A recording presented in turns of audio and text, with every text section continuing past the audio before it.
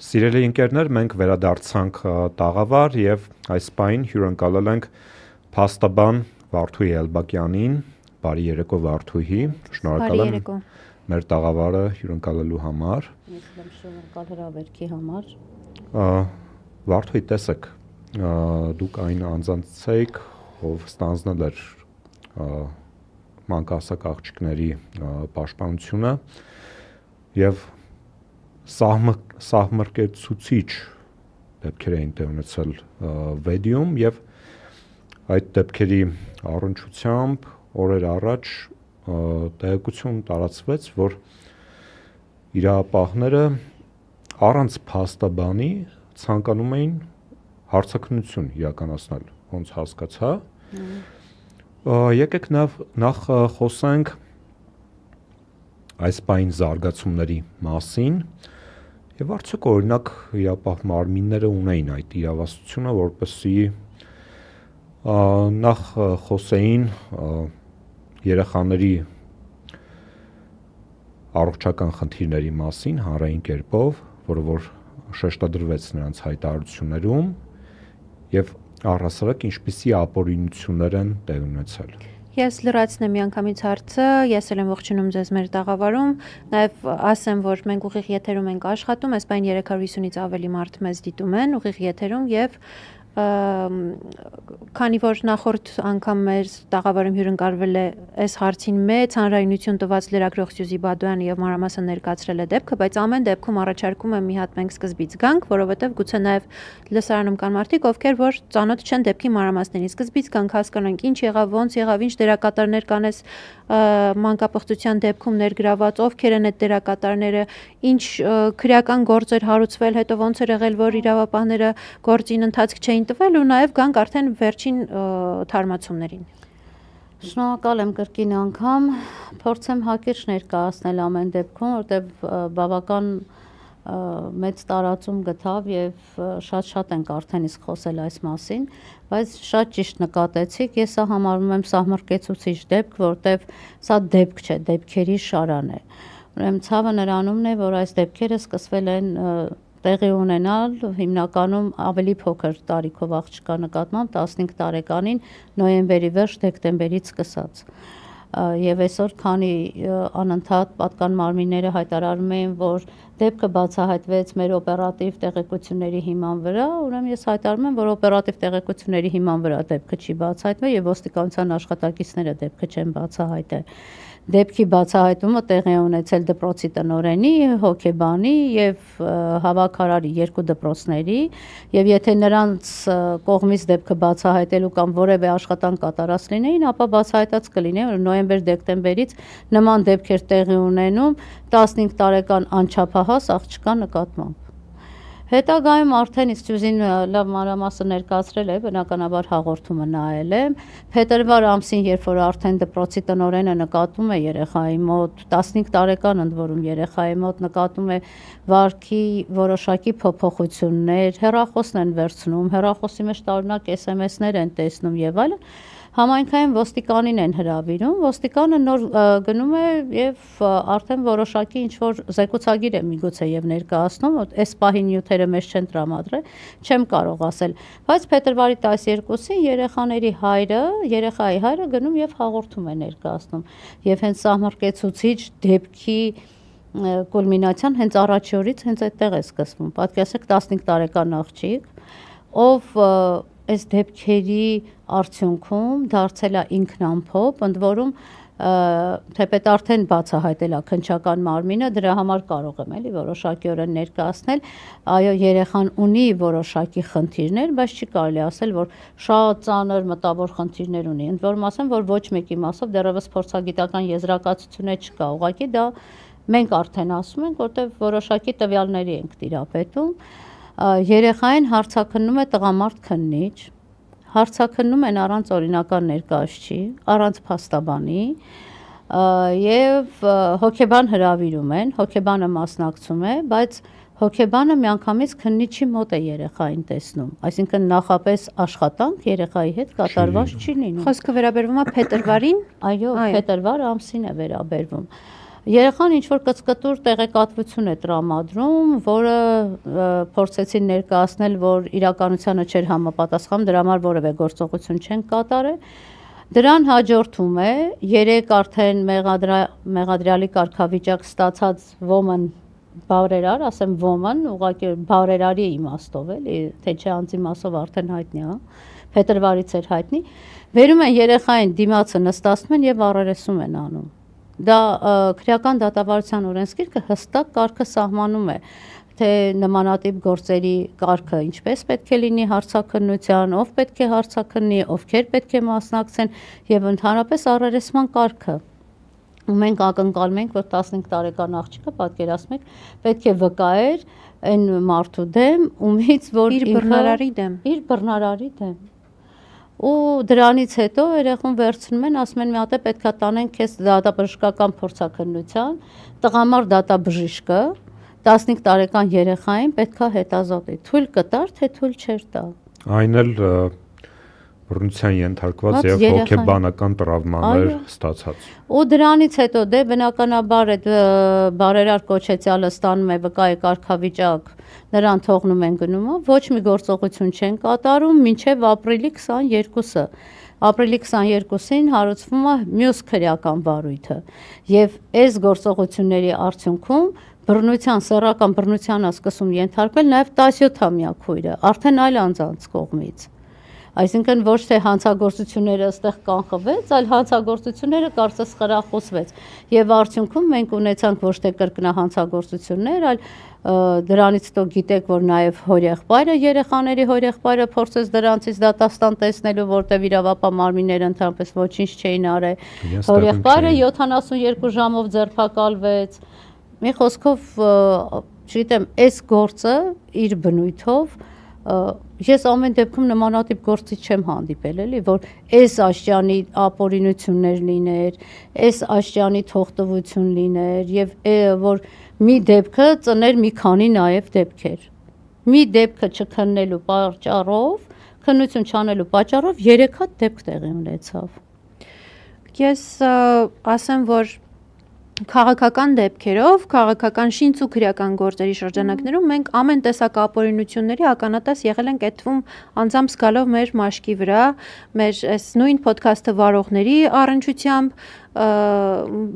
այլ քաղ բանտարկյալների էսպային բանտային եւ տնային կալանքի տակ գտնվող անձանց առնչությամբ, թե ոնց են նրանց բնակարանները ապօրինի խուզարկում, ոնց են գետնին պարկացնելով ինչ որ մեկի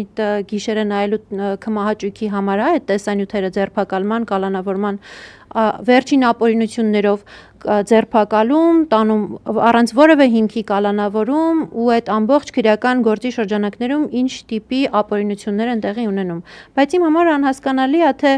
գուցե նաև ինչ որ առումով հասկանալի է, որովհետև ընդհանուր առմամբ արդարադատության համակարգը հիմա զրոյական վիճակում է գտնվում եւ բոլորը իրենց ամեն ինչը թողած զբաղված են քաղաքական ընդդիմախոսներով բանտերը լցնելով, բայց ձեր բացատրությունն է հետաքրքիր, ինչով եք պայմանավորում, որ կոնկրետ ոչ քաղաքական գործի առնչությամբ սենց ապօրինությունների շղթա է ստեղծվել, առաջացել ու մինչև այս պահը առնվազն շարունակվում է։ Տեսեք, ասեմ, իսկապես շատ ճիշտ նկատեցիք, մենք ամեն օր գրեթե 10-15 կամ բերման ենթարկված կամ ձերբակալված անձի գործով մասնակցում ենք, այս քաղաքական գործերով։ Ամեն օր, պատկերացրեք, որ չեմ չափազանցացնում թվերը, չենք էլ հասցնում արդեն քննչականները գնանք, այնքան շատ մարդ են բերում ներկայացնում, թե այս գործի շրջանակներում գործի իրենից, ու այս մարդիկ, ներողություն, այս մարդիկ ասեմ, իրենցից այդպիսին ինչ որ մի բան չէին էլ ներկայացնում առանձնապես, թե ինչի համար այս մարդկանց նկատմամբ եղավ այսպիսի վերաբերմունք, այսինքն իմանալով հանդերձ, որ այս մարդիկ ինչ են արել, լավ, գոնե մինիմալ կասկածը ունենալով, մինչև մայիսի 6-ը նրանք երեքն էլ եղել են վկայի կարգավիճակում։ Պատճառաբանությունն ու տրամաբանությունը, ճիշտն ասած, մինչև հիմա փորձում ենք մենք հասկանալ, կամ կոմպետենտ չեն եղել, կամ չեն հասկացել, կամ գցել են ականջի հետև, կամ էլ ասել են, դե լավ, հա, այս ինչ մարդիկ են, որ ընտանիքը շատ խոցելի ընտանիք է։ Այսօր այն հին ասացված կա, չէ, ասма տերովին տերն ա տարել, անտերին էլ գելն ա տարել։ Դե մտածել են երբ այս մարդկանց հետևից ով պետք է գա, ավելի կարևոր գործեր կա, ձեր ասած քաղաքական գործերով մի քիչ զբաղվենք, այս գործով երբ որ ժամանակ կունենանք կզբաղվենք։ Ավելի տրամաբանված պատճառաբանություն, թեպետ իմ պատճառաբանությունը տրամաբանական չի, տեսեք, ես եմ ասում, բայց այլ պատճառաբանություն էլ չեմ տեսնում։ Հետաքրքիր է, որ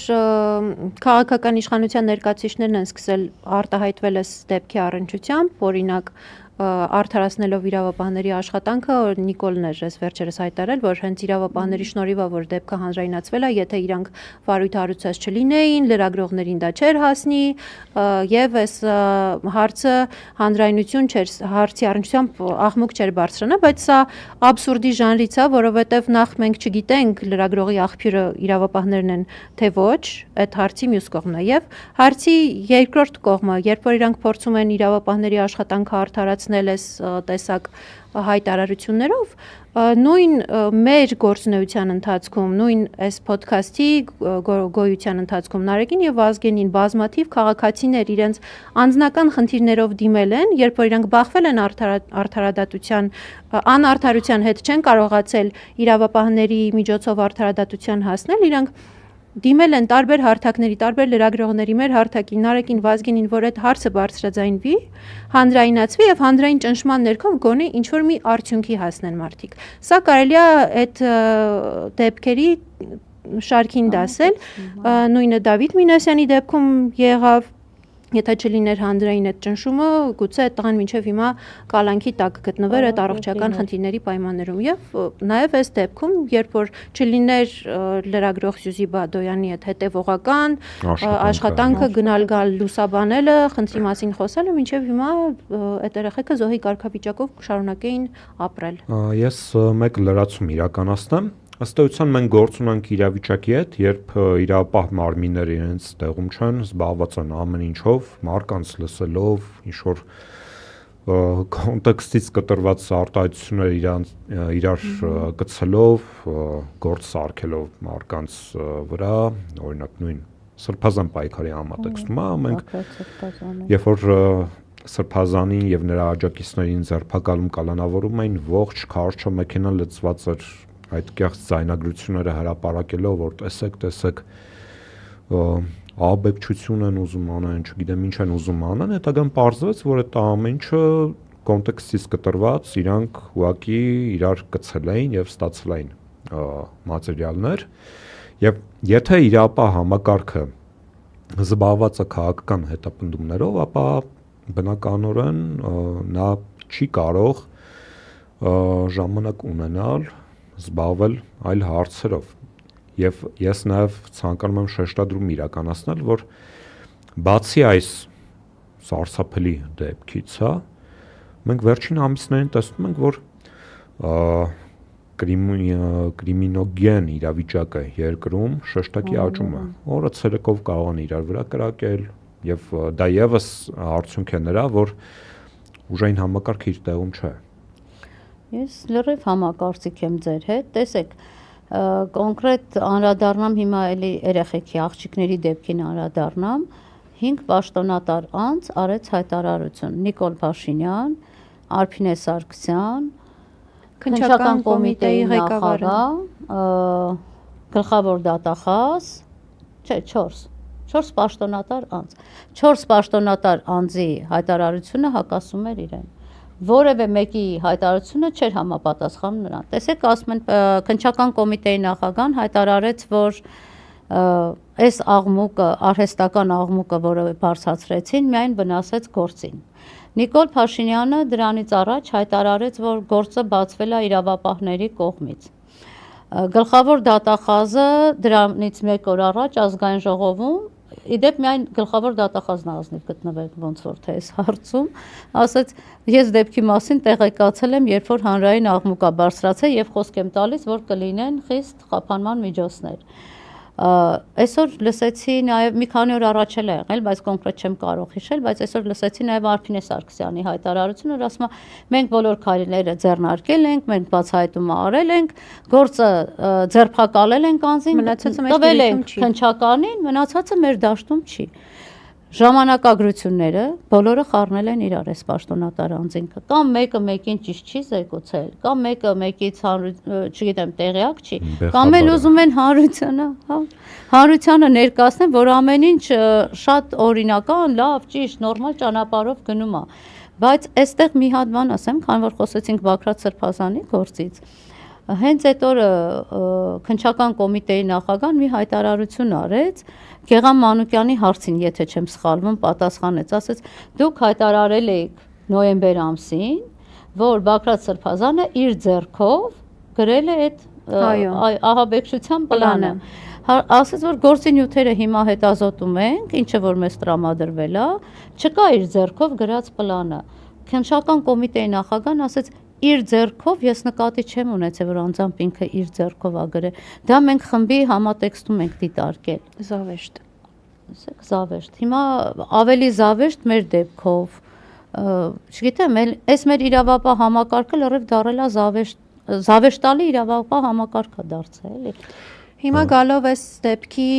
վերջին թարմացումներին մենք տեսանք ձեր ուղիղ եթերը, որ աղջիկներից մեկին փորձում էին առանց փաստաբանի տանել հարցաքննության, խնդրում եմ մանրամասնեք, ինչ եղավ, ոնց եղավ, հիմա ինչ ընթացք կա, ովքեր են ձերբակալված, ովքեր ինչ կարգավիճակ ունեն գործով։ Իրավունք ունեն տես բան անեն։ Նախ իրավունք չունեն։ Մի հատ անդրադառնամ հենց այդ միջադեպին, որը մի տեսակ կարծես ինձ հարիրել չէ։ Ես սովորաբար մի քիչ ավելի հավասարակշիռ մարդ եմ եւ աշխատում եմ երբեք ձայնս ինչ որ բարձրացնելով եւ այլն ինչ որ հունից դուրս գալով չխոսել ամեն դեպքում։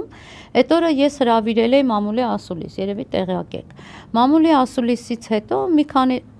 մեծամասամբ լրագրողները գնացել էին, մի քանի լրագրողներ նստած զրուցում էինք ընդամենը։ Այդ պահին զանգ ստացա, որ ընդ որում չէ, նշեմ, որ դրանից մի երկու ժամ առաջ ինձ զանգել էր նույն այդ քննիչը, ասաց, որ ուզում ենք աղջկան հարցաքննենք, դրա համար եկեք ներկայացեք։ Ասում եմ, այս դուք մեզ ծանուցել եք, ասում եմ, հա, մենք ձեզ պատշաճ ծանուցել ենք, ասում եմ, ում եք ծանուցագիր ուղարկել, ոչ մեկս ծանուցագիր չենք ստացել, ասում եմ, նախ առաջի հերթին, մենք ձեզ արդեն անվստահություն ենք հայտնել, որտեղ դեկտեմբերի 3-ին դեռ 5-ի, մայիսի 3-ին, երբ մայիսի 5-ի դեպքերը դեռևս չէր եղել, այսինքն են, որ առերեսումներ, հարցաքննություններ, որից հետո թողեցին վկայի կարգավիճակում գնաց, մենք արդեն իսկ գլխավոր դատախազին դիմում էինք ներկայացրել եւ ասել ենք, որ խնդրում ենք տեղափոխեք քննչական այլ մարմինում թող լինի, որտեղ այստեղ կա որոշակի արդեն անվստահություն է վեդի քննչական մարմնի նկատմամբ, քննչական բաժնի նկատմամբ։ Ասում է, չէ, դուք հենց հիմա պետքա գաք, ասում եմ, ուրեմն մենք չենք գալիս, որովհետև դուք երեք արդեն իսկ խախտել եք այն ինչը, որ դուք մեզ խոսք եք տվել, մինչև մեր հարցի պատասխանը մենք չստանանք, մենք որևէ քննչական գործողության չենք մասնակցելու, եւ երկրորդը, ես ունեմ նաեւ այլ ծանրաբեռնվածություն, մարդուն չեն զանգում, էլի, ասում 5 րոպե հետո կամ մի ժամ հետո արի այս գործողությանը մասնակցի, ասեցի, չէ, մենք չենք գալու, չենք մասնակցելու, ասում դե այդպես չի լինի, մենք արդեն սա պլանավորել ենք, ես ասում չէ, հենց այդպես կլինի, դե դրեցի հեռախոսը, արդեն այդ իմ մամուլի ասուլիսներ, լրագրողների հետ հանդիպումից հետո զանգեց ինձ հորաքույրը երեխաների, բա հենց հիմա եկել են ոստիկանությունով, երեխեքին ուզում են տանեն, ասում եմ ոնց երեխեքին ուզում են տանեն, ասում եմ հա հենց հիմա մեր տան դիմաց կանգնած են, երեխեքին են ուզում տանեն, մորն են ուզում տանեն, զանգում եմ քննիչին, քննիչն ինձ ինչ պատասխանի, ասում եմ այո դե մենք ձեզ ծանուցել ենք, դուք հրաժարվել եք քննչական գործողությունների մասնակցելուց, դրա համար հիմա մենք իրենց տանում ենք, ասում եմ դուք չեք կարող իրանց տանել, առանց օրինական ներկայացուցիչի, առանց փաստաբանի, առանց այնպիսի հոգեբանի ում երեխեքը կվստահեն, դուք ոնց եք պատկերացնում։ Անչափահաս երեխաների մասին է խոսքը գնում։ Մի արեք այն ապօրինությունները, մի արեք ապօրինությունների շան, մի դարձեք խավության նոխազ, ու երևի թե արդեն իսկապես ճիշտ է, դե մայրական բնազդն էլ է այդտեղ խոսում, ես տեսել եմ այդ երեխեքին։ Մենք մայիսի 3-ից ես եւ Լուսինե Մարտիրոսյանը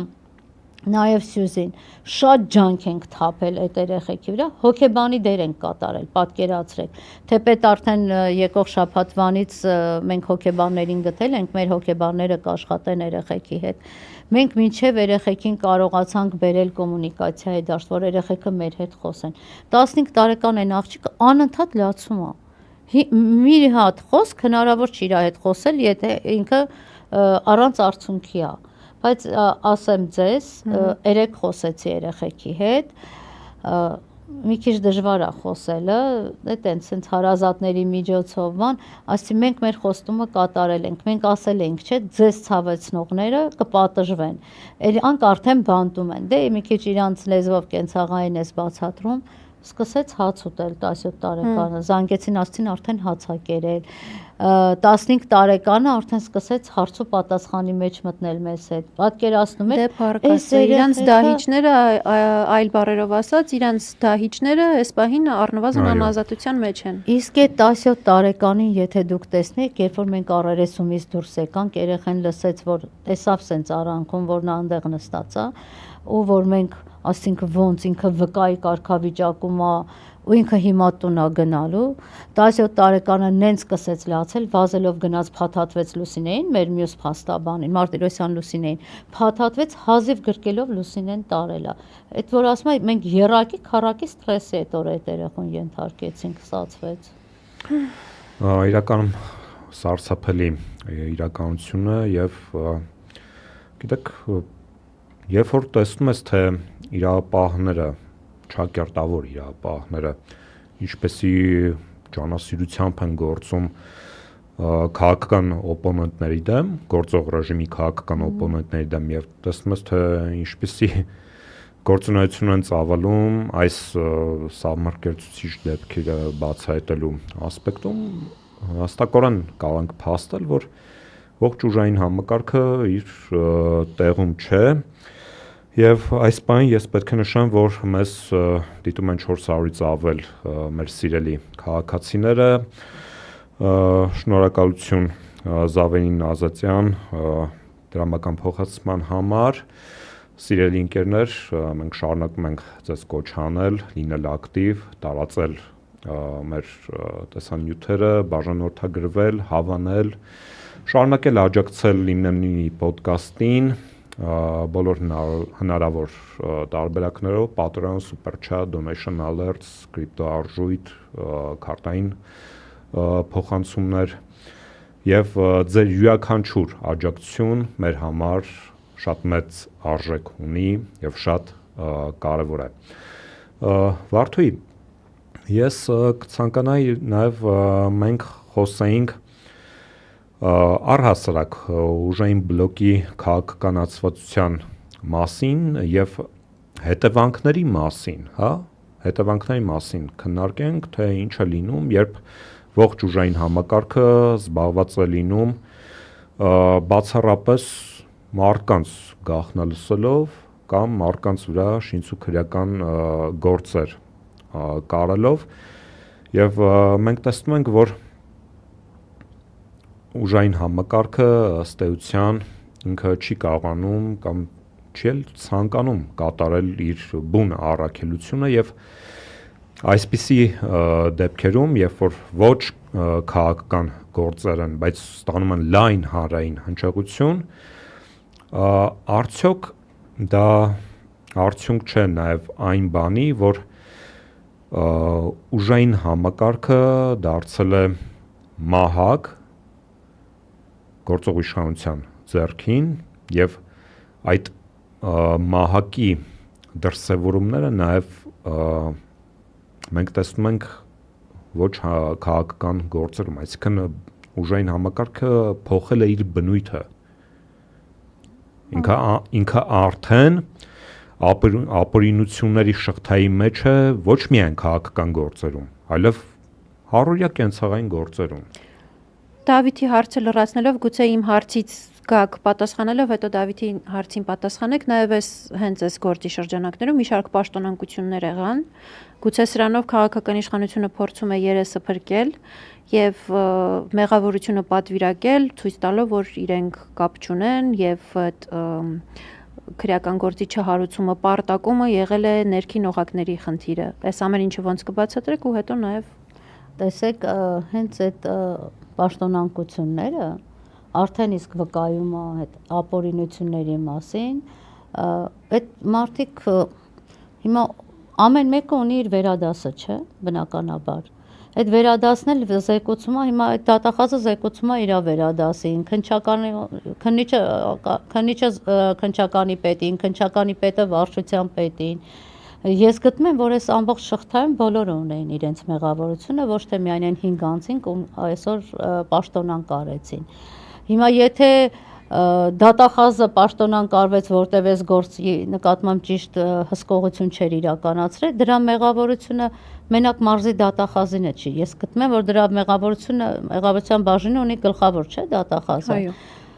Քննիչը, քննչականի պետը եւ այսպես շարունակ։ Հիմա ինչի արդյունքը սա եղավ։ Շատ ճիշտ նկատեցիք։ Եթե այս քաղաքական հետապնդումները չլիներ, կարծում եմ, որ բոլորը իրենց տեղում կլինեին։ Օրինակ Արարատի մարզի դատախազին ես ճանաչում եմ, երբ նա դեռ կենտրոնում քննիչ էր աշխատում, ասեմ, որ բավականին պրոֆեսիոնալ է նա եղել ժամանակին, հետո դատախազ է եղել։ Ու անկեղծ ես չէի ուզենա որևէ մեկը զուտ մարդկային առումով պաշտոնանկ արվեր, իր աշխատանքից զրկվեն, բայց եթե այսօր մենք հանդիպում ենք այսպիսի անարդարության, բնականաբար բոլորը չէ պետք է պատասխան տային, բայց ինչով էին իրենք զբաղված։ Ինչով էին զբաղված, որ այս սահմռկեցուցիչ դեպքը նրանք անտեսել էին։ Այսինքն քաղաքական հետապնդումներով, ընդ որում ես ձեզ ասեմ, մենք վեդիից էլ խոսքի սկզբում ասեցի, չէ, օրը մի 10-15 հոգու համար մենք գնում ենք այս քաղաքական հետապնդումներով, վեդիից էլ են շատ մարդիկ բերում։ Ամեն տեղից, դե օպերատիվ բլոկը մենակ զբաղված է տեսնի, ով տեսավ, ով հետ խոսեց, ով ասեց սրան կարող է ընտրես, նրան կարող է չընտրես, չգիտեմ, ամեն մի թեթև առիթը օգտագործում են մարդկանց բերման ենթարկելու, այդ վախի մթնոլորտը ստեղծելու համար։ Ոչ միայն ֆիզիկական մարդկանց գործողությունները, նաև օրինակ այս ոդքասթի դեպքում վստահաբար իրանք էլ իրավապաններն էլ խոստովանել են դրա մասին, բոլոր թողարկումները հաթաթ գրիչ թուղթու գրիչով նստում լսում սղագրում են ու դա վերաբերում է կարծում եմ անդիմադիր տարբեր հարթակներին, ոչ միայն մեր հարթակին։ Այո, բոլոր հարթակներին ու ես կարծում եմ, որ երբ այս քաղաքում Հայաստանում մարդ չի մնացել, ում հեռախոսը չի գաղտնալսվում։ Անկեղծ եմ ասում, բոլորս դարձել ենք սենց թիրախ, ասում ես հեռախոս չունենամ, այս չխոսեմ, այն չխոսեմ, մարդիկ քեզ զանգում են, ասում ես հեռախոսով մի խոսի, բայց ինչի համար։ Ինչի համար։ Ջորջ Օրվելյան իրականությունն է հիշեցնում։ Այո։ Big Brother is watching you։ Լրիվությամբ։ Հետևում են։ Մեր անվտանգությունն են ապահովում, այդ որ հիմա էլի անդրադառնամ Քննչական կոմիտեի նախագահի հայտարարությանը երեխեքի մասով ասեց մենք դե անվտանգությունը ապահովում ենք, անվտանգային միջոցներ ենք արդեն ձեռնարկել, անկեղծ ասած խոսքից չհասկացա, ում նկատմամբ դե ենթադրվում է, որ երեխեքի ընտանիքի, չէ, ոչ մի անվտանգային միջոց չկա։ Երեխեքի նկատմամբ ոչ մի անվտանգության միջոց կիրառված չի։ Եթե նկատի ունեին այդ լավ ասում, ինչ ասում, Վադոյան Սյուզին ասում է բիձուկները, ծերունի բիձուկներ, չէ, հանցագործ, սրբապիղծ բիձուկները, հա, Սյուզիի խոսքերը լավն է այդ առումով, սրբապիղծ բիձուկների նկատմամբ անվտանգության միջոցներ կիրառված, կարծում եմ կարծում եմ իրանց անազատության մեջ պահելը երաշխավորեր իրանց անվտանգությունը։ Եթե լինեին անազատության մեջ, եթե ի սկզբանե լինեին անազատության մեջ, դա եւս ինչ որ չափով կնպաստեր, որ այն հետագա գործողությունները, որոնք որ եղան օրինակ երեխաների հորեղբոր կողմից չլինեին։ Հիմա հորեղբորը մասին այսօր ազատ է արձակվել, դե Ռուբեն Ամելիքյան, գիտեք արդեն պաշտպանը 72 ժամ ձերբակալված լինելուց հետո Ռուբենը արդեն դրա մասին հայտարարել է, քննիչը ներկայացրել է մեղադրանքը, դե մեղադրանքը ներկայացնում է դատախազը։ Դատախազը քննիչի միջնորդությունը չի բավարարել։ Ես իմ պրակտիկայում առաջի անգամ եմ ճիշտ ասած նման դեպքի հանդիպում, որ քննիչը միջնորդություն ներկայացնի անձի նկատմամբ մեղադրանք հարուցելու համար եւ դատախազը այդ մեղադրանքը մերժի, այդ միջնորդությունը մերժի։ Առաջին անգամ եմ նման դեպքի հանդիպել։ Ես ասում եմ, այս գործով այնքան բանի հանդիպեցինք, որ չգիտեմ, կարելի է մի հատ ինչ չի կարելի անել, ասենք իրավաբանական ֆակուլտետում կարելի է մի հատ դասախոսություն կարդալ, ինչպես չի կարելի գործ քննել կամ եւ այլն։ Ինչպես չի կարելի պարտակել։ Դուք նշեցիք, որ դատախազը չի բավարարել քննիչի միջնորդությունը։ Արդյոք ձեզ այստեղ եւս չկա քաղաքական իշխանության միջամտությունը, որպեսզի այլ ավելի չսրվեն հանրային կրքերը։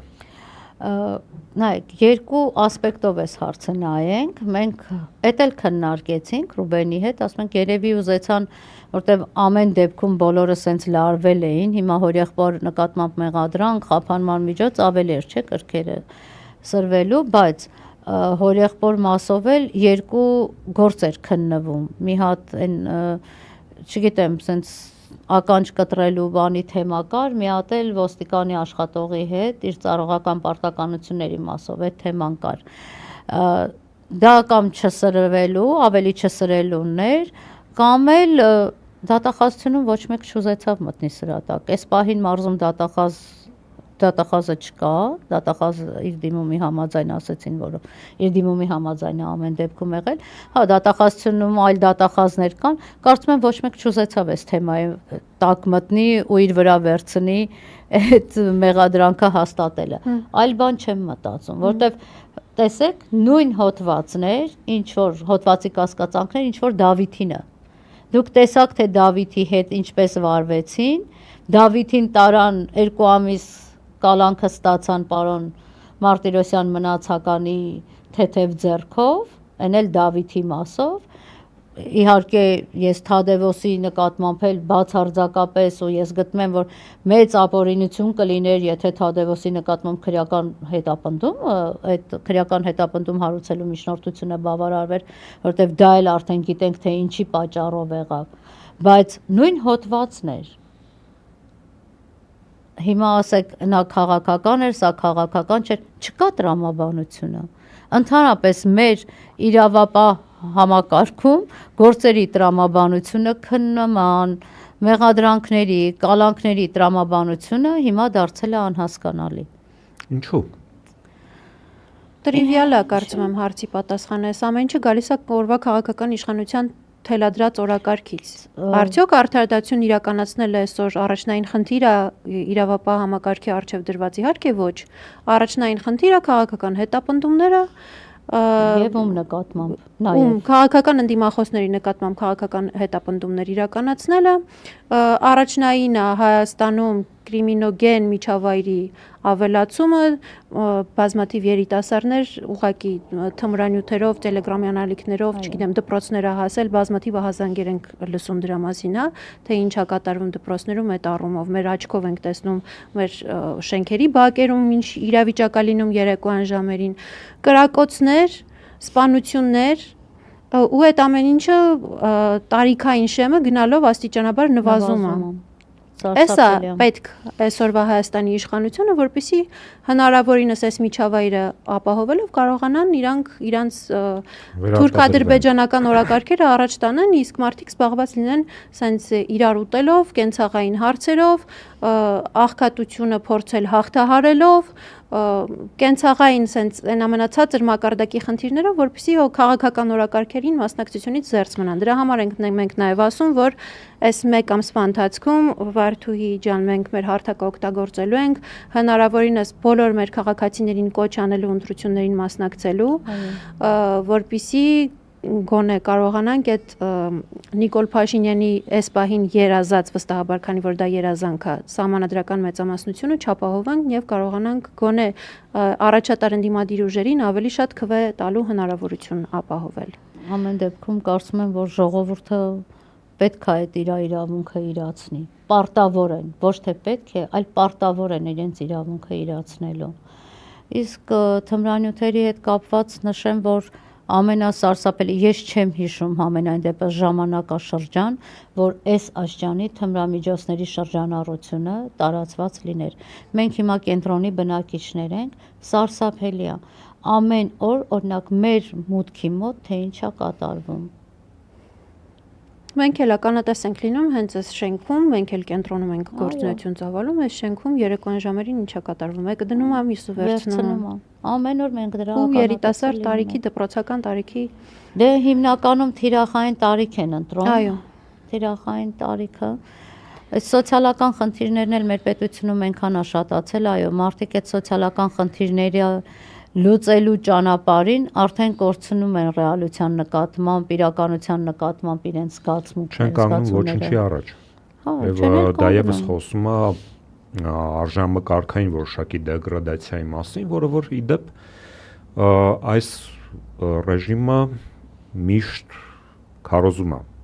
Հա, օրինակ ասում Նիկոլ Փաշինյանը ինչ է ասում, այստեղ հաց, այստեղ կաց։ Այսքան շեշտադրումը իրականացվում է կուշտ փոր եւ կուշտ ստամոքս ունենալու մեջ։ Հայրենիք, ազգային արժեքներ, թքած այդ ամեն ինչի վրա, քաղաքացու օր, խորոված ուտել եւ այլն եւ այլն եւ այլն։ Այսինքն մենք տեսնում ենք, որ սա հստակ քաղաքականություն է, որպեսզի մարդիկ զբաղվեն ամեն ինչով եւ ունենան այնպիսի արժեքներ, որոնք չեն ենթադրում ազգային արժանապատվություն, չեն ենթադրում օրինական երկիր, ժողովրդավարական արժեքներ, ազգային ավանդույթներ եւ հարության դեգրադացիան շարունակվի եւ մենք այլ ավելի ու ավելի մոտենանք հատակին։ Տեսեք, ես շատ ցավում եմ, որ այո, այդ իրավիճակում ենք հայտնվել եւ արժեհամակարգը շատ է իջել։ Ժողովուրդը, մարդիկ, հասարակությունը ամեն ինչը սկսել են չափել, շատ նյութական ենք դարձել։ Էլի հիմա անդրադառնամ մեր երեխեքի գործին, ուրեմն այս մի քանի օրվա, ամսի 3-ից ենք մենք սկսել զբաղվել, այսօր ընդհանրապես 5 օր է, չէ։ 5 օրը, կարծես արդեն 5-6 ամիս է մենք այս գործի մեջ են այնքան իրադարձությունները արագ զարգանում։ Հենց այս մենք սկսեցինք զբաղվել սրա մասին խոսել, այս աղմուկ եւ այլն, նոր հայտնվեցին ինչ-որ մարդիկ, ներկայանում են սոցիալ նախարարությունից, ներկայանում են քաղաքապետարանի սոցիալական ծառայությունից, ընտանիքին ինչ առաջարկած լինեն, չեք էլ պատկերացնի, փոխեք ձեր փաստաբաններին։ Ասում եկել ենք մենք ձեզ անվճար փաստաբան առաջարկենք, ընտանիքի հորաքույրը ասել է ինչի համար, դե դուք իրանց այդքան փող կարաք տաք։ Ամեն դեպքում այն մեկն էլ ասում է, չեք ձգի իրանց պայմանագրին դուք։ Իբրև մենք այնքան մի մեծ sense պայմանագրեր ենք միշտ մարդկանց հետ կանգնում։ Հորաքույրը պատասխանել է, որ այս մարդիկ անվճար են մեր համար էլի աշխատում։ Ասում եմ լավ, մարդ ինչքան պետքա, չգիտեմ, նյութապաշտ լինի, որ մտածի, այս գործով պետքա ինքը փող աշխատի։ Այսինքն մարդկայնություն, զգացմունք, չգիտեմ, արդարություն, պայքար, ամեն ինչը մեռել է մեր մեջ։ Սա քիչ է, երկրորդ անգամ էլ է զանգում, ոմն Տաթևիկ ներկայանում է, ամեն դեպքում դուք մտածեցիք, մենք ձեզ այլ փաստաբաններ կարող ենք առաջարկել։ Կարծում եմ սրա իրական օբյեկտիվ իրանց առաջարկի պատճառը եղել է զուտ գործից ձեզ մեկուսացնելը, որ դա էլ եմ հասկանում։ Բոլոր օբյեկտիվ հանգամանքներ այդ թվում եւ այս դեպքի մեջ քաղաքական կողմերի ներգրավվածությունը եւ այլն պարզապես չբացահայտեք եւ իրենք էլի շարժվեն ծածկադմփոցի եւ պարտակելու ճանապարհով։ Ցավալի է, բայց որ հասել ենք ախր այս վիճակին։ Ցավալի է, մեր ժողովուրդը այսքան նյութական երբեք չի եղել էլի։ Հիմա որ սենց նայում եմ, շփվում ենք, չէ, ինչքան շատ մարդկանց հետ ենք շփվում։ Հենց խոսում ես ընտրություններից, հիմա ասում եմ, վայ, լավ էլի, եկեք ընտրություններից չխոսենք։ Ասում եմ, բայց ինչի չխոսենք։ Ասում եմ, բայց ինչի ես էլ եմ այդ հարցը տալիս։ Ասում եմ, ես բայց ձեզ չեմ ասում, այս մարդուն ընտրեք կամ այն մարդուն չէ ընտրեք։ Ընդհանրապես դե ինչքան մարդու հետ կշփվենք, չէ՞ մենք մեր գործի բերումով, ասում եմ, գնալու եք ընտրության։ Եկեք այդ թեմաներով չխոսենք, ասում եմ, բայց ի՞նչ թեմա է։ Այսօր մեր պետության առաջ ծառացած թեմա է։ Գնացեք ընտրեք քաղաքացիական պայմանագրին, բայց ինչ գիտեք, ասում եմ, կարող է ես էլ եմ ձեզ այդ խորհուրդը տալիս։ Չէ, եկեք մենք այդ թեմայով չխոսենք։ Մենք հաղորդման սկզբում էինք խոսում ընտրություններին մասնակցության մասին եւ մի փոքր հարցում էինք այստեղ տեղադրել։ Հիմա ամփոփեմ թվերը, վերջում էլի կանցնենք վրավ, այս պահին մենք էլ ենք հարցրել մասնակցելու ընտրություններին, թե ոչ, 89% նշել է, որ մասնակցելու է մեզ դիտող մարդկանց, 9% նշել է, որ չի մասնակցելու եւ 2% չի կողմնորոշվում։ Ինձ հետաքրքիր էր չմասնակցողների պատճառները, չմասնակցության մոտիվացիան որն է։ Խնդրել էի մեկնաբանություններում գրել, այս պահին անկեղծ ասած չեմ գտնում այդպիսի կոմենտներ եղել են, թե չէ, թե կան մեր ռեժիսորին կխնդրեմ, որպեսզի տեղադրի կարդալու համար։ Ամեն դեպքում մեր լսարանից անգամ, որ ենթադրաբար չէ, վստահաբար, որովհետեւ մի մասին էլ անձամբ ճանաչում ենք, քաղաքականապես հասուն, քաղաքացիական բարձր գիտակցություն ունեցող լսարան է եւ մեզ դիտող մարդկանց առնվազն 9% հայտնել է, որ չի մասնակցելու ընտրություններին։ Տեսեք, ես օրինակ իմ կարծիքով կամ արդեն հիասթափությունն է, թեպետ գիտակից մարդկանց մոտ այդ հիասթափությունը պետքա չլինի, իմ կարծիքով, բայց օրինակ ես մտածում եմ եւ հիասթափությունն է եւ վախն է։ Վախի մթնոլորտը շատ է։ Ցավալի է, բայց այսօր ահաբեկված ապրում են էլի ժողովրդի մեծամասնությունը։ Մեկն ասում է, պետական տեղ եմ աշխատում, արի չխոսամ, ավելի լավա չգնամ, ավելի լավա գնամ, չգիտեմ։ Իրականում դա եւս ունի իր բացատրությունը, որովհետեւ սովորական քաղաքացին տեսնում է հետեւյալը, որ կարող են ուժայինները ներխուժել, օրինակ, անտիֆեյկեյմի գրասենյակ, առգրավել ողջ տեխնիկան, ձերբակալել լրագրողի, դրան զուգահեռ ներխուժել պոդքասթի հաղորդավարների բնակարաններ, Նարեկի Վազգենի բնակարաններ, ձերբակալել նրանց, կալանավորել, եւ հետո տեսնում է, որ մարկանց օրինակ տանում են քնչական մարմիններ Facebook-ում ստատուս գրելու կամ որը մեկի ստատուսը լայքելու համար, հա, ժողովրդական լեզվով ասած։ Այսինքն Նիկոլ Փաշինյանը սրանով փորձանում ցույց տալ, որ ինքը սահմաններ չունի։ Հենց նույն Դավիթ Մինասյանի դեպքը Կիրակնորիա պատարագին մասնակցող երիտասարդ, որը պարզապես հրաժարվել է իր տեղը զիջել, բրթելու, հրելու հաշվին պատարագամատույցը։ Այո,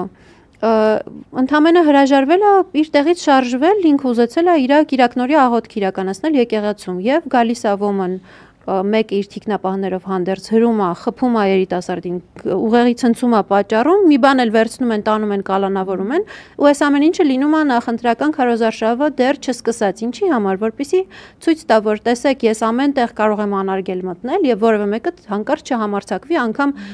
եթե ես ասում եմ, որ դու այստեղ չպետքա կանգնես, այո, դու այստեղ չպետքա կանգնես եւ ես նախընտրական քարոզարշավի ժամանակ հենց այդ դրամաբանությամբ էլ առաջնորդվելու եմ, հանկարծ որևէ մեկը չհամարցակվի, ինձ մոտենալ, ինձ որևէ վատ բառ ասել, արժանանալու եք Դավիթ Մինասյանի ճակատագրին եւ Դավիթ Մինասյանը ընդամենը օրինակ է հասարակության ներկայացուցիչների համար, ովքեր որ այս դեպքի բացակայության պայմաններում գուցե կհամարցակվեին իրանց խոսքը ասել։ Դրանով էր պայմանավորված նաեւ այն հանգամանքը, որ Նարեկի ու Վազգենի կալանավորման ժամանակահատվածում այլ մարդիկ, ովքեր որ շատ բան իմաց էին, շատ քաղ տեխնոլոգիաներից հասկանում էին, իրանք խորհուրդ էին տալիս, ասում էին, այս տղաներին podcast-ը վարողներին կալանավորել են իբր հայհոյելու պատրվակով։ Բնականաբար դա չի եղել, խնդիրը եղել է քննադատական խոսքը լրացնելը, բայց եթե պատրվակը հայհոյելն է, ուրեմն ամեն քաղաքացի, ով ունի ինդիմադիր դիրքորոշում, պետքա դուրս գա ու հայհոյի իշխանությանը, որ իշխանության ներկայացուցիչները հասկանան, որ 1 հոգի չի, 2 հոգի չի, որ իրանց քննադատությամբ ազբաղվում, այդ մարդիկ շատ են ու այդ մարդիկ չեն վախենում։ Երբ որ դա տեղի չունեցավ, երբ որ հայհոյանքը, որը որ Սյունիքում հարյուրավոր քաղաքացիներ դուրս էին գալիս փողոց անարգել, Սունյաց ողջույններ, այդ հայտնի կարգախոսը դարձել էր Նիկոլին ուղեկցող ամենտեղ, երբ որ այդ պահից Նարեկի ու Վազգենի կալանավորման պահից դադարեց, դրանից հետո բռնաճնշումները էլ ավելի նոր թափ ստացան եւ էլ ավելի շատ մարդիկ հայտնվեցին բանտերում եւ 2025 թվականի տարեվերջին շուրջ 60 քաղբանտարկյալ կար Հայաստանի բանտերում։ Բայց հայհոյանքը եւ այդ խոսույթը որտեղից մտավ այս ժողովրդին։ Իհարկե Նիկոլ Փաշինյանի իշխանության հետ։ Գիտեք, մի բան ասեմ, այսօր մենք խոսում ենք, տեսեք, ասում եք Վազգենը, Նարեկը, Դավիթը, ու մի շարք անձինք։ Մենք այսօր այնպիսի կարմիր գծեր ենք, մենք չէ, իրենք այնպիսի կարմիր գծեր են հատել, որ էլ ոչ մի բանի մասին վրա պետք չի զարմանալ։ Մենք սրբազաններ ունենք կալանավորված, կալանավորված սրբազաններ ունենալու պարագայում կարելի է մտածել, թե ինչի Դավիթին կալանավորեցին, Վազգենին կալանավորեցին կամ Նարեկին։ Ես էլ չեմ զարմանում։ Սրբազան, մենք սրբազան որ ասում ենք, արդեն սրբազանին տեսնելուց եմ ասում, մի հատ սարսուռն է անցնում միջովդ, ամեն դեպքում իմ մոտ։ Մի հատ զգաստանում ես ու մենակ մտածում ես ասենց քո հնազանդության մասին, որ ձեռքը աչը համբուրես սրբազանի եւ օրհնությունը չես ստանաս։ Գերասում եք մենք մեկուսարաններում ունենք սրբազաններ։ Էլ կարծում եմ էլ եմ ասում են կարմիր գիծի հատելուց հետո ոչ մի բանի վրա չպետք է զարմանանք։ Ինչ հայհոյանք, ինչ հայհոյանք այսօր ամենաշատ հայհոյողները ովքեր են։ Ամեն քայլափոխի։ Ես Դավիթի ընդհանրապես անկեղծ ասած սովորություն չունեմ որևէ մեկնաբանություն կարդալու, որտեղ գտնում եմ, որ մեկնաբանություններ կարդալը ինչ որ մի քիչ անիմաստ է այդ առումով։ Նախ ես ինքս այդքան ակտիվ չեմ այդ համացանցում, այդքան ակտիվ չեմ եղել։ Ճիշտ է, միշտ հետևել եմ եւ այլն, բայց շատ ակտիվ չեմ եղել ինչ որ գրառումներ եւ այլն եւ այլն։ Դավիթի գործի բերումով դե բնականաբար էլի ինչ որ այդ աղմուկ բարձրացավ եւ այլն աչքս ընկավ մի քանի գրառման անկեղծ սարսափել էի սարսափեցի թե երեխեքին ինչեր են գրում մեզ ինչեր են գրում պետության դեմ հանցագործներ մեկն էլ պատկան մարմիններից այդ նախարարներից համեմատել էր Դավիթին պայծառագույն Դավիթին համեմատել էր Նարի Հունանյանի հետ, պետության դեմ կատարված հանցագործության հետ, կոկորդիլոսագետները զազրախոսում, չարախոսում ուրախանում էր, դոլե խուլիգանչիկը կդիմավորես վերջի զանգդ բանտում, բայց ոճրագործություն ասա, սա այս աղջիկների դեպքը, դա ոճրագործություն է, դա եկեղեցուն քանդելուն հավասար, ես հիշում եմ մեր մեծերի խոսք ասում էին, ջահել աղջկան պատվազրկելը դա եկեղեցուի քանդելուն հավասարազոր բան է։ Այսօր ոչ մեկ չի մեղադրում։ Ես ամեն դեպքում մի հատ դատապարտող նկատի ունեք իշխանության ներկայացուցիչներից, որովհետև այն ովքեր որ Դավիթին մեղադրում էին, այդ նույն մարդկանցից եմ ակնկալում։ Իրենցից երևի թե օբյեկտիվ էլ չի նման ակնկալիք ունենալը, որովհետև իրենք այդ հայհոյանքներով, ֆեյքերի բանակներով, մարդկանց ընտանիքներ մտնելով, իշխանության եկած ու իշխանությունը այդ միջոցով պահող անձնավորություններն ու նրանցից յուրաքանչյուրի թիկունքում այտենց ֆեյքեր են աշխատում եւ ծառայում իրենց համակարգացիներին, իրենց ընդդիմախոսներին հայհոյելու, ընտանիքներ մտնելու, ստեր տարածելու համար։ Դրա համար այդ ակնկալիքը իրենցից ունենալը Դավիթի դասարանցիներին այնպիսի անեծքներ կար գրած, այն մեկն էլ գրել էր Դավիթի համադասարանցիներին գնացիք 5-10 հազար դրամները վերցրեցի, գնացի կեսարակ, ասում եմ, լավ ձեր երեխեքի տարիքի երեխեք են, այս նենց էին վիրավորվել, հետագայում որ հանդիպում է երեխեքին գալիս ասում են, դուք տեսաք մեր մասին ինչեր են գրում, ասում են երեխեք ջան, ոչ մի բանի տեղ մի դրեք, այդ մի կարդացեք, ձեր պայքարը ճիշտ է, դուք ազնիվ եք եւ այլն եւ այլն։ Այսինքն այդ երեխեքին էլ էին ուզում, չգիտեմ, ինչ անեին։ Բոլոր այն մարդիկ են քաղաքացիները, ովքեր որ իրենց պրիզմայից քաղաքական օրակարգից դուրս են, արդեն ընդունելի չեն եւ հեյթի մեծ բաժին կարելի է ուղղել այդ մարդկանց դեմ։ Բայց ուզում եմ այստեղ մի կարևոր արձանագրում անել, մենք խոսեցինք այս մանկապղծության աղմկահարույց եւ սահմռկեցուցիչ դեպքի մասին, Դավիթ Մինասյանի դեպքը հիշեցինք, ուզում եմ արձանագրենք բոլորով միասին, որ բոլոր այն դեպքերում, երբ հանրային մեծ հնչեղություն ա եղել այն գործերով, որոնք որ փորձ է արվել պարտակել, բոլոր այդ դեպքերով եղել է, չեմ ուզում ասել արդարադատություն, որովհետև Դավիթ Մինասյանի նկատմամբ առհասարակ պետք է քրեական գործ չհարուցվեր այդ երիտասարդը ոչ մի բան չի արել, ոչ էլ ստորագրություն պետք է ունենար չհեռանալու մասին, որևէ կարգավիճակ չպետք է ունենար։ Այդ քրեական գործն էլ պետք է հարուցված լիներ թիկնապահի դեմ, որը հարվածել է ոչ թե իր դեմ։ Բայց բոլոր այն դեպքերով, երբ որ հանրային ճնշում լինում է, ինչ որ արդյունքի հնարավոր է լինում հասնել եւ այս երկու գործը եւ բազմաթիվ այլ գործեր, որոնցով որ հանրային ճնշման արդյունքում ինչ որ մի տեղաշարժ եղել է, Աղվան Արշակյանի դեպքը զորօրինակ, Լիդիա Մանթաշյանի դեպքը, Դավիթ Մինասյանի եւ բազմաթիվ այլ դեպքեր, հանրային ճնշումը միշտ աշխատում է, երբ որ դա լինում է գրագետ կազմակերպած, երբ որ դա լինում է արդարությանը հասնելու նպատակով։ Բայց դա շատ վատ է, ես ձեզ ասեմ։ Դա իրապես շատ վատ է։ Ինչի պետք է հանրային ճնշումով հասնել արդարության։ Դա պետք է ամեն մեկը իր աշխատանքը պատշաճ կատարի։ Ինչի պետք է այս երեխեքի թեման այսքան շահարկվեր եւ բարձրաձայնվեր։ Պատկերացրեք, ինչի։ Երեխեքը հիմա դպրոց չեն գնում, որտեվ արդեն իրանց թեման այնքան է հանրայնացվել։ Երեխեքը հիմա դպրոց չեն կարող գնալ, որտեվ վստահ չենք, չէ՞, համադասարանցիներ են, երեխեք են, հիմա չգիտեմ, մեկը մատնացույց է անելու, ասելու այս ցեզ էր վերաբերվում։ Ինչի պետք է այդպես լիներ։ Ընդ որում Դավիթն էլ դպրոց չի գնացել։ Հեռավարի են անցել արդեն Դավիթին, որտեղ նախ դե նրա առողջական վիճակը թույլ չէր տալիս, Դավիթն էլ դպրոց չի գնացել։ Որովհետև ապրում ենք ծուռ հայելիների թագավորությունում, որտեղ ամեն ինչ գլխի վրա շրջված է, ու այս ամեն ինչը իր տեղը գցելու համար, ամեն ինչ իր դարակներում դասավորելու համար ընդհանրապես պետք է մի բան իշխանափոխություն։ Եվ իշխանափոխության ամենակարևոր շանսը դա այս պահին հունիսի 7-ի ընտրություններն են։ Եվ հենց այս քննարկման համատեքստում էլ հերթական անգամ մենք պետք է փաստենք քաղաքացիների մասնակցության կարևորությունը, որքան բարձր լինի մասնակցությունը, այնքան ռեժիմը կամ ռեժիմի դիրքերը կթուլանան եւ մենք կարող ենք այս մղձավանջին ուղարկել պատմության աղբանոցը։ Ես մեկ օրինակ էլ կցանկանայի բերեի, ասկը նշեց մի քանի օրինակներ, Աղվան Արշակյանի դեպքը, Դավիթ Մինասյանի դեպքը, երբ հանրային ճնշումը աշխատում է եւ համակարգված ձևով աշխատում է ու արդյունք է գրանցվում, հայոց եկեղեցու դեմ այս արշավանքների շրջանակներում լրագրողները, հանրությունը, հասարակական քաղաքական ակտիվ դեմքերը կարողացան ըստ էության այնպիսի աղմուկ եւ պաշտպանություն կազմակերպել, որ ռեժիմը գոնե այս փուլում նահանջեց, հա, կարող ենք փաստել, որ որոշակիորեն դա էլ իր ազդեցությունը ունեցավ, այսինքն մեդիան, հանրույթը, քաղաքական ակտիվ դեմքերը կարողացան եւ նաեւ ժողովուրդը, այո, միասնական կերպով կարողացան գոնե ինչ-որ չափով կասեցնել այդ արշավանքը։ Այո, կարողացան,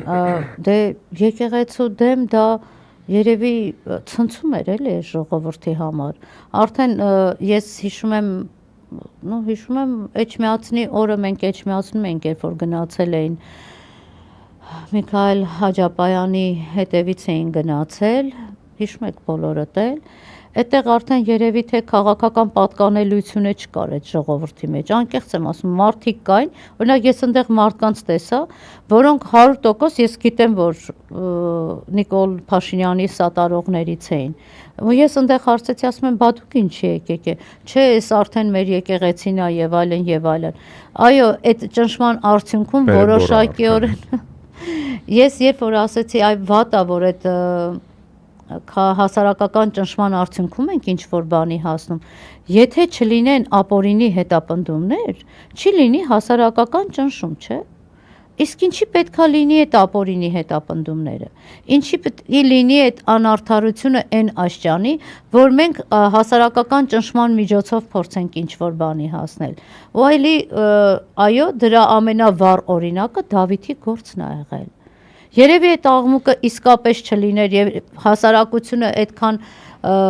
հետևողական չլիներ, պատկերացրեք, ես ձեզ ասեմ, այդքան մարդ որ միացել է, չէ, Դավիթի գործին, ոչ Դավիթի մայրն է ճանաչել, մեծ մասին էլ ես չեմ ճանաչել։ Մենք չենք ճանաչել ոչ մեկին։ Ամեն օր զանգ ենք ստանում։ Մենք ուզում ենք ձեզ օգնենք։ Մենք այսօր ակցիա ենք անում, այսօր գնալու ենք, չգիտեմ, նստացույցն անենք, այս անենք, ստորագրահավաք անենք։ Զարմացել էինք մենք այդ ամեն ինչի վրա, որ այդպես ժողովուրդը ականջալուր եղավ ու մեզ օգնեցին, որ մենք կարողանանք գոնե Դավիթին մեկուսարանից հանենք, բայց այնպես չի, որ Դավիթի պայքարը ավարտվել է։ Դեռ դատական նիստերը նոր պետք է սկսվի, որ ասում է պայքարը շարունակվում է։ Հասարակությունը, կարծում եմ, հասարակության արդեն մի մեծ զանգված հաշտ չի այս իրականության հետ։ Իհարկե։ Այդ գոնե մի քիչ էլի հույս է տալիս, որ վերջնականապես չենք կործանվել։ Ու դա շատ լավ զգում է Նիկոլ Փաշինյանը, դրանով է պայմանավորված իր ջղաձգումները արդեն քարոզարշավի առաջին 2 օրերին, որը ակնհայտ երևում է ինքը նորից իր ողջ գործիքակազմը ատելության, պառակտման, նախկին ներկանելու, նորից գործի ա դրել իր այդ փոքր ընտրազանգվածին կոնսոլիդացնելու եւ ընտրատեղամասեր առաջնորդելու համար։ Մեր խնդիրն էլ պետքա լինի հասարակության են հատվածին, ովքեր որ ինչ-ինչ պատճառներով հիասթափված են, համարում են, որ իրանց ձայնը էական որևէ բան չի փոխելու կամ վախենում են, իրանք պետքա գիտակցեն, մենք պետքա դա հասցնենք տեղ, որ գնալով ընտրատեղամաս միայնակ մնալով քվեախցիկում եւ քվեարկելով դուք միայնակ եք այդ թուղթ ու գրիչի հետ եւ որևէ մեկը ընտրության գաղտնիության սկզբունքից ելնելով չի կարող ձեզ պարտադրել, հետագայում սպառնալ, աշխատանքից ազատել, անգամ ձեր ընտրության մասին որևէ մեկը կարող է չիմանալ, անգամ ձեր հարազատների հետ կարող եք չկիսվել, եթե պարտադրել չի, որ եք գտնվում, այո։ Պահեն գաղտնի։ Եվ վերադառնալով աղջիկների գործին, հիմա այս պահի դրությամբ խնդրում եմ ասեք, ում նկատմամբ մեղադրանք կա առաջադրված, ովքեր են մեղադրյալի կարգավիճակում, արդյոք այս պահին կարող ենք արձանագրել, որ գործի արդար դատաքննությունը ընթանում է գոնե այս պահից սկսած, թե էլի անհանգստություններ կան գործի հետագա ընթացքի հետ կապված։ Չէ, անհանգստությունները շատ են։ 3 մեղադրյալ ունենք, 3 արդեն անցել եմ ես այդ որ ասում բարիերը իրավապաշտպան լինելով հանդերձ անմեղության կանխավարկած այս գործով ես ամենասկզբից եմ ասել չի աշխատում, որտեվ ես լսել եմ, ես տեսել եմ, ես ձեռքիս ունեմ այնպիսի փաստեր, որոնք կասկած չեն թողնում իմ մոտ, որ այս մարդիկ իրենց մեղսագրված արարքը չեն արել։ Այսինքն այն վերջի կետով անգամ վստահ եմ, որ այս ամենը տեղի ունեցել։ Դրա համար ինձ թույլ եմ տալիս ասելու մանկապիղծ։ 3 մանկապիղծներից 2-ի մասով արդեն 2 ամսով կալանավորման որոշումը առկա է։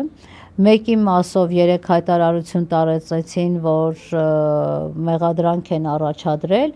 բայց որքան ուզեցա փնտրեմ, հասկանամ խափանման միջոցի հետ կապված ինչ կա, ինչ հայտարարություն է տարածել քննչական կոմիտեն, դեռ չկա դա։ Նու հույսով եմ, որ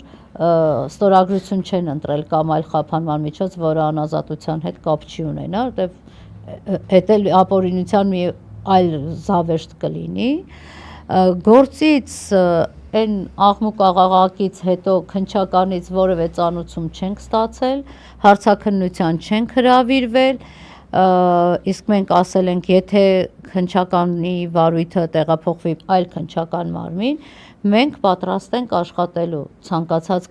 այլ քննչական մարմնի հետ, մենք էլ ենք հասկանում, որ երեխաները հոգեբանի հետ աշխատելուց հետո պետք է գնան ցուցմունքներ տան, մասնակցեն փորձաքննությունների, այն փորձաքննություններին, որոնք դեռ չեն նշանակվել, կամ պետք է փետրվարից արդեն նշանակված լինեին։ Մայիսի 6-ին գնացել են երեխաների տուն խոզարկության։ Երեխեքի տուն են գնացել խոզարկության առգրավում կատարելու։ Այդ մանկապիղծների տուն չգիտեմ գնացել են խոզարկության, թե չէ։ Եվ 2 աղջիկների մասով է հարուցված։ Այո, փետրվարի 12-ին եւ ապրիլի 22-ին, փետրվարի 12-ին 15-ամյայի մասով է սեռական բռնությունը եւ դրա թողտվության արդյունքում արդեն 17-ամյայի մասով է։ Նաև որոշակի տեղեկություններ կային, որ հարազատների շրջանակում, աղջիկների ծանոթների շրջանակներում, որոնք պատրաստակամություն են հայտնել ցուցմունք տալու, հիմա հրաժարվում են ցուցմունք տալու ցանկությունից որոշակի վախի մթնոլորտում։ Այդպիսի տեղեկությունների տիրապետում եք թե ոչ։ Չէ, չկա։ Ամեն դեպքում հարազատները պատրաստ են ցուցմունքներ տալու։ Իհարկե մեզ հետ կապի մեջ են, մեզ հետ խորհրդակցում են իրենց քայլերը, մենք բոլորին ուղղորդում ենք, ասում ենք գնացեք, ինչը որ ճիշտն է, ասեք։ Որևէ մեկը ձեզ չի ուղղորդելու ասի, գնացեք էս ասեք կամ էս մի բանը մի ասեք։ Գնացեք ինչը ձեզ հայտնի է, այդ ամենի մասին ասեք։ Բայց ամեն դեպքում այս պահին որևէ մեկին չեն կանչել հարցաքննության։ Այսօր հարցաքննվել է երեխաների հայրը, անել եղբոր գործով։ Հրավիրել են հարցաքննության, մարդը վեր է կացել, իր փաստաբանի հետ գնացել էր եւ ներկայացել էր։ Ամեն դեպքում մենք ուզում ենք աջակցենք նախաքննական մարմնին։ Տեսեք, տպավորություն փորձեցին ստեղծել այդ պատկան մարմինները ու քննչական կոմիտեն ներկայացուցիչները, որ փաստաբանները խոչընդոտում են եւ չեն համագործակցում նախաքննական մարմնի հետ։ Ես էլ ասում եմ, այլ համագործակցությունը ինչպես է, ամսի 3-ը շաբաթ է եղել, 4-ը 5-ը աշխատանքային օրն է եղել։ Ամսի 5-ին ես եւ Լուսինեն Մարտիրոսյան գնացել ենք, ասել ենք քննիչներ ջան, եկել ենք տեսնենք մի հատ այս գործից ինչ կա։ Ասել են հնարավոր է երեխուն բերեք հարցաքննեք։ Ասել ենք հա, հնարավոր է, բայց ինչ եք ասում, դե որ գոնե հարցաքննվեր ցուցմունք տար, էդ էլ է շատ ցավալի։ Փաստորեն եթե տուժողը ցուցմունք չի տալիս, էլ գործիքակազմ չունեն էլի մարդկանց գործը հիմնավորելու, չհիմնավորելու։ Ասում եմ լավ, հա, օքեյ, հարց չկա, հիմա փորձենք երեխուն 2 ժամ երեխու հետ աշխատել ենք ես ու Լուսինեն, որ կարողանանք երեխուն բերենք այնպիսի վիճակի, որ դու մի վախեցի, քննիչը ուզում է որպեսի այն մարդիկ, ովքեր քեզ ցավացրել են, իրանց նույնպես ցավացնեն եւ այլն, իրենց լեզվով, իրենց հասանելի ձևով պետք է բացատրես։ 2 ժամ հետո երեխան ասեց, ես պատրաստ եմ հոգեբանի մեր մասնակցությամբ, երեխան գնացել է հարցաքննվել է, մասնակցել է 2 առերեսման։ Էլ նախաքննության աջակցելը ո՞նց է լինում։ Հետո եղավ են, ինչը որ արդեն ձեզ հայտնի է։ Այո։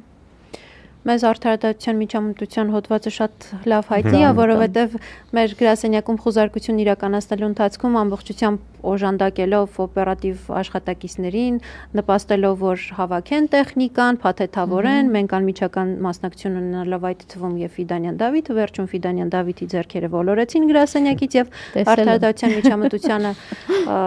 արդարադատությանը միջամտելու կասկածանքով ձերբակալեցին։ Այնպես որ բացելու համար։ Այնպես որ հա, հիմա դռները պետքա բաց քնել։ Հանկարծ կարողացեցեն ասեն դուռը ուշ բացեցիք, չգիտեմ էլի։ Այն որ ասում է հիմա ոչ մի բանից ապահովագրված չենք, այս մեր փաստաբանների մեջ մի հատ տենց խոսույթ է հիմա տարածվել, ասում են որ ժամը 9 անցնում է, ընտանիքի անդամներով ասում են այսօր էլ չեկան մեր հետևից։ Դե սովորաբար տենց 7:30-ից մինչև 9-ի հատվածում գալիս են, բայց նայեք հիմա ծիծաղով ենք, ծիծաղով չէ, ասում ենք, չէ, բայց պատկերացնում եք ոնց ենք ապրում։ Սամնափակումներ, որ օրինակ այս ժամից հետո գործողություն չեն կարող։ Դե ժամը 10-ից հետո մինչև ժամը 7-ը, երեկոյան 10-ից հետո,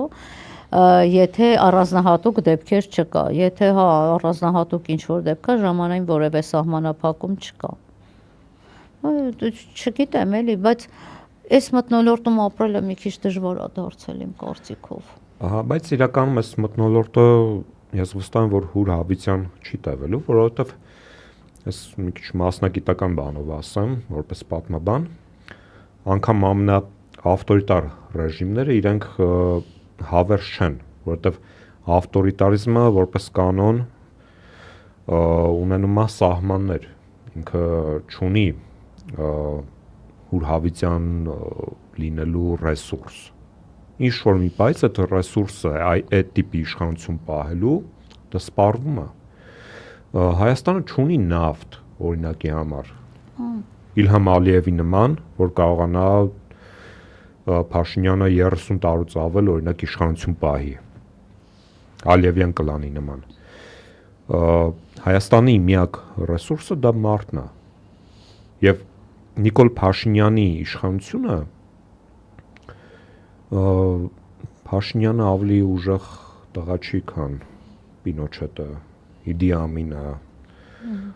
Սլոբոդան Միլոշևիչը եւ բազմաթիվ այլ պատմական կերպարներ, որոնք ավտորիտար եւ նույնիսկ տոտալիտար են եղել եւ այս ռեժիմի վերջաբանը մի օր գալու է։ Այս մղձավանջը, որի մեջ մենք հիմա ապրում ենք, ես վստահ եմ, որ շատ շուտով ավարտվելու է եւ քաղաքացիները նորից վերադառնալով հիմնական քարոզչական ասելիքին կարող են իրենց նպաստ ունենալ այդ գործընթացի այլ ավելի արագացման մեջ, որպեսզի գնան ընտրության եւ այս մղձավանջի ավարտը այլ ավելի արագացնեն։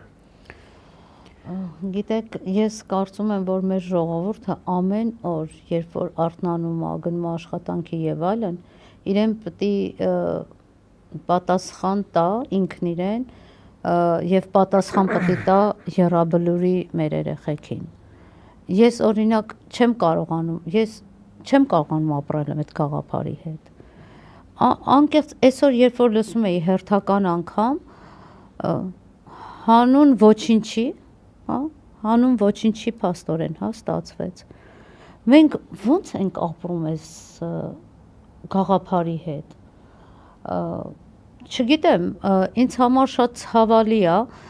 մեկ որ չեն ասում են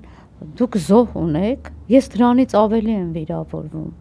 Այսինքն ի՞նչ է նշանակում դուք զոհ ունեք։ Տեսեք, այսօր ինչ խոսույթ տարածվեց, չէ՞, որ Ղարաբաղը չկա, Ղարաբաղը մերը չի եղել եւ այլն եւ այլն։ Ես քաղաքական գործիչ չեմ, միգուցե եւ սխալ քաղաքական գնահատականներ տամ, չեմ էլ ուզում տամ։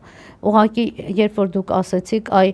մարդիկ պետք է գնան, այ մեր ժողովուրդը պետք է գնա ընտրության եւ ընտրություն կատարի։ Այ ընտրություն կատարելուց առաջ թող մի հատ Եռաբլուրին նայեն ու նոր գնան ընտրության։ Ու իրանք որոշեն, կարողանալու են այսուհետ այդ Եռաբլուր գնան ծաղիկ դնեն իրանց ընտրությունից հետո, թե չեն կարողանալու գնան։ Վարդուհի ջան, մենք մեր մասով առնվազն ասենք, որ մեր հարթակը, մեր գործընկերները, Նարեկ ու Վազգենը, ովքեր որ այսօր կալանավորված են հենց այդ չհամակերպվելու հանգամանքով պայմանավորված են, որ նաև, ասում եմ կալանավորված են, կալանավորվել են եւ սահմանափակումների տակ են, նաև պայմանավորված այն հանգամանքով, որ մենք մեր տեսակով չհամակերպվող ենք եւ մեր հարթակը, մեր փոքր ռեսուրսը օգտագործում ենք նաև այդ հուսահատությունը, որը որ օբյեկտիվորեն կարա առաջանա մեր հասարակության մոտ, այդ հուսահատությունը վերացնելու եւ մարդկանց գործողությունների մղելու այս դեպքում գործողությունը միակն է գնալ ընտրատեղամաս, հաջորդիվ կլինի փողոցային պայքար, որ նախորդ տարիներին մշտապես այդ փողոցային պայքարի առաջամարտիկներից ենք եղել, քարոզ ակտիվ գործողության։ Կլինի այլ տեսակի պայքար, մշտապես մենք մարդկանց ուղղորդելու ենք, քարոզելու ենք ակտիվ գործողություն, չհամակերպվել, չհուսահատվել եւ փոխել իրականությունը, հենց այդ իրականությունը փոխողներից յուրաքանչյուրս ենք ու պետքա նաեւ փորձենք դա տարածել մեր շրջանակներում, ինչքանով որ դա հնարավոր է։ Մենք հետևում ենք վեդի դեպքերին, թարմացումների դեպքում մեր հաջորդ վարողները եւս կանդրադառնան դրան, ուշադրության կենտրոնում մեր լինելու, դա շատ կարեւոր է, անպայման պահեք։ Ամփոփենք այսօրվա մեր թողարկումը, շնորհակալություն շատ մեզ մոտ հյուրընկալվելու համար եւ նորությունները կիսվելու համար։ Ասեմ, որ մենք շարունակում ենք վարել Նարեկի եւ Վազգենի փոխարեն, առաջիկա մեկ ամսվա համար մենք ունենք նախընտրական քարոզարշավի շրջանակներում պլանավորում, հյուրընկալելու ենք քաղաքական ընդդիմադիր ուժերին, ովքեր որ մասնակցում են ընտրություններին, իրենց թեկնածուներին եւ դուք հնարավորություն եք ունենալու իրենց հարցեր ուղղել նախընտրական ծրագրերի, Հայաստանի ապագայի, տեսլականի հետ կապված եւ ստանալ ձեզ ուզող հարցերի պատասխանները։ Վարողների հետ եւս կան նախնական պայմանավորվածություններ, այնպես որ առաջիկա մի ամիսը ծառայելու է նախընտրական քարոզարշավի շրջանակներում մեր քաղաքացիներին ընտրատեղամասեր ուղղորդելու համար։ Նաև մենք անտիֆեյքի շրջանակներում քարոզչություն իրականացնելու ենք այն համատեքստում, որ յուրաքանչյուր քաղաքացու տուն կարողանանք մտցնել իրեն տանից անել եւ տեղափոխել ընտրատեղամաս իր քվեն գործողության վերածելու համար եւ այդ նպատակով մենք կթողարկենք տեսանյութեր, կիրականացնենք այլ քարոզչական գործողություններ, որի մասին առաջիկա 1 ամսվա ընթացքում դուք կտեղեկանաք եւ ձեր աչքերով կտեսնեք։ Նաեւ չենք մոռանում ֆինանսական աջակցության մասին, քանի որ ինչպես գիտեք, կամ գուցե չգիտեք, եթե չգիտեք, իմացեք, Anti-Fake-ը ինքնաֆինանսավորվող հարթակ է, մենք չունենք ինստիտուցիոնալ ֆինանսավորում եւ մեր հարթակի գոյությունը պահպանվում է մեր համակիրների եւ մեր աջակիցների շնորհիվ, այնպես որ խնդրում եմ չդադարեցնել ֆինանսական աջակցությունները, դրամական փոխանցումները, դրա միջոցով է, որ մենք կարողանում ենք իրականացնել Իմ Նեմնիմի ոդքասթը եւ Anti-Fake-ի շրջանակներում գործող մնացած բոլոր ծրագրերը։ Իսկ դուք ինչպես տեսնում եք, այդ ծրագրերը ոչ միայն չեն դադարում, այլ նաեւ ավելանում են հանուն Հայաստանի Հանրապետության, հանուն Հայաստանի քաղաքացու ապագայի։ Դրա համար խնդրում եմ շարունակել դրամական փոխանցումները, դա հնարավոր է իրականացնել donation alerts-ով, super chat-ի միջոցով, եթե ցանկանում եք ինստիտուցիոնալ ֆինանսավորում իրականացնել մեզ, կարող եք իրականացնել Patreon համակարգի միջոցով, Նարեկը եւ Ազգենը արդեն սովորել էին, որ կողմ պետքա ցույց տային, իմ համար անսովոր էր։ Այս կողմում QR կոդերը առկա են։ Վերևում donation alerts-ն է, ներքևում Patreon-ն է, սկանավորելով հեռախոսով կարող եք անցնել եւ $5 սկսած աջակցություն փոխանցել, դրամական փոխանցում իրականացնել ամսվա կտրվածքով, եթե ցանկանում եք Patreon համակարգով ինստիտուցիոնալ ֆինանսավորող դառնալ մեզ։ Շնորհակալ եմ բոլոր մեր պատրոններին, ովքեր որ այս ամիսների ընթացքում չեն դադարեցրել իրենց աջակցությունը Նարեկի եւ Ազգենի անազատության եւ այս հարթակում գործունեությունը չշարունակելու համատեքստում շարունակում են փոխանցումները։ Շնորհակալություն նոր ավելացած պատրոններին, մենք բոլորին անվանական գիտենք, Նարեկը եւ Ազգենը եւս տեղեկացվում են այդ ամեն ինչի մասին, խնդրում եմ շարունակել այդ ամեն ինչը, որպեսզի այս հարթակը լինի եւ շարունակի իր գործունեությունը։ Այսօրվա համար այսքանը, եթե ավելացնելու բան ունես, խնդրեմ։ Միանում եմ Աստղիկի կոչերին եւ մնացեք սիրելի ընկերներ Anti-Fake-ի հետ, շարունակեք աջակցել ալիքին, Իմ Նեմնիմի ոդքասթին եւ ինչպես մենք այս թողարկման շրջանակներում նշեցինք, մոտակա 1 ամիսը թեժ է լինելու, թեժ Իմ Նեմնիմիներ են լինելու, քաղաքական ընտրությունների թեկնածուներ, որոնք կհյուրընկալվեն այս տաղավարում, կպատասխանեն ձեր հարցադրումներին եւ հունիսի 7-ին բոլորով միասին գնալու ենք ընտրության վերջ տալու այս մղձավանջին, այսքանը թերևս։ Բարի գիշեր։ Բարի գիշեր։